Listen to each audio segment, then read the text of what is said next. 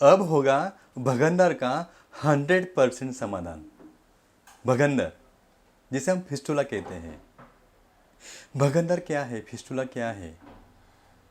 ये जो भगंदर है, हमारा जो मलमार्ग या गुदद्वार रहता है उसके साइड में एक फोड़ा बनता है, उसमें से पस आता है और मवाद आता है।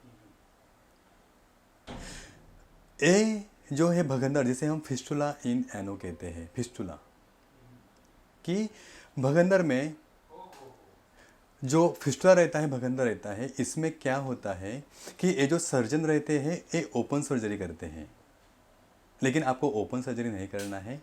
मैं उसका जो कॉम्प्लिकेशन है वो मैं आपको बाद में बताने वाला हूँ। जो भगंदर, इसका दो टाइप रहता है, एक सिंपल और कॉम्प्लिकेटेड। सिंपल और कॉम्प्लेक्स जिसे बोलते हैं। सिंपल यानी जो भगंदर छोटा सा रहता है उसे हम सिंपल कहते हैं, और कॉम्प्लेक्स यानी मल्टीपल ट्रैक्स रहते हैं, 2-3 ट्रैक्स रहते हैं। उसके लिए आपको कोई भी ट्रीटमेंट करने का पहला आपको एमआरआई करना ज़रूरी है। मेरा एमआरआई का बहुत ही अच्छा एक सेपरेट वीडियोस है। अगर आपने फिस्टुला में एमआरआई नहीं किया तो आपको पछताना पड़ेगा। तो आपको एमआरआई करना कंपलसरी है। क्यों होता है ये जो भगंदर फिस्टुला ऑपरेशन करने के बाद भी?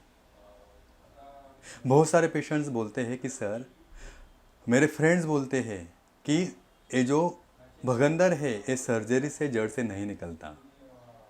क्योंकि अगर आप एमएस सर्जन के पास जाते हैं, वो ओपन सर्जरी करते हैं, तो वो जो फिस्टुला है, वो फिस्टुलस ट्रैक है, वो ओपन करके कटिंग करके वो निकाल देते हैं, जिसे फिस्टुलेक्टोमी कहते हैं। लेकिन वो नहीं करना है, क्योंकि ओपन सर्जरी करने के समय या कटिंग करते समय जो भगंदर का जो इंटरनल ओपनिंग रहता है, अंदर का जो ओपनिंग रहता है, वो हमारे स्फिंक्टर मसल में रहता है। वो भी कटिंग होने के बाद आपका स्फिंक्टर मसल कट हो जाएगा, आपका रिंग कटिंग हो जाएगा, उससे आपका इनकॉन्टिनेंस यानी मोशन का कंट्रोल छूट सकता है। और दूसरा है सबसे ज़्यादा जो कॉम्प्लिकेशन ड्रॉबैक है सर्जरी का, वो है रिकरेंस। यानी अगर 10 पेशेंट्स अगर फिस्टुला में ओपन सर्जरी करते हैं तो 10 में से 6 से 7 पेशेंट को रिकरेंस हो जाता है, यानी वापस वापस हो जाता है, क्योंकि ओपन सर्जरी करते के बाद वो जड़ से नहीं निकलता। तो अब होगा 100% समाधान, जो है लेज़र ट्रीटमेंट, लेज़र सर्जरी। अगर आप भगदड़ के ऊपर अगर लेज़र ट्रीटमेंट करते हैं तो किधर भी आपको ज़्यादा घाव जो है वो कट नहीं आएगा। ये जो रहता है वो ब्लडलेस रहता है।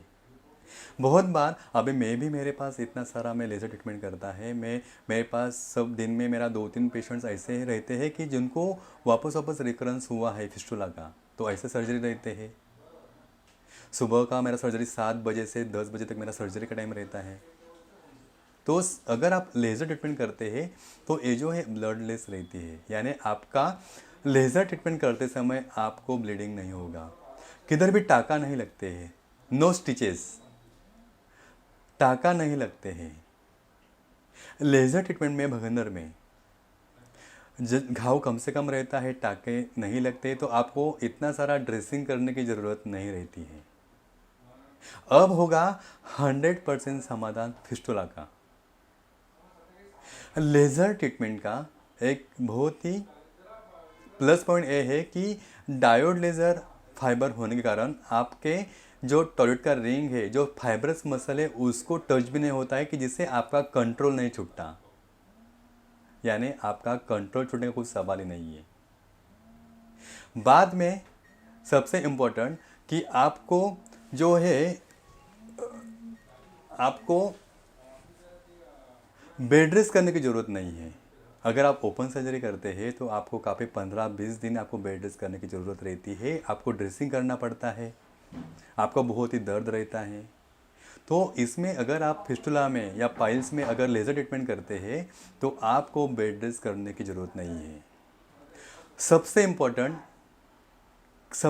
पॉइंट वाला मैं अभी आपको बताने वाला हूँ कि ये जो है लेज़र, ये डायोड लेज़र फाइबर है। डायोड लेज़र फाइबर होने के कारण आपका जो टिश्यू डैमेज है वो एकदम कम से कम होता है, और टिश्यू डैमेज कम से कम होने के बाद आपको जो दर्द है वो नहीं होता, यानी ये जो है पेनलेस ट्रीटमेंट है। ये जो है पेनलेस ट्रीटमेंट है, पेन बहुत ही कम रहता है as compared to open surgery. अब होगा फिस्टुला का 100% समाधान।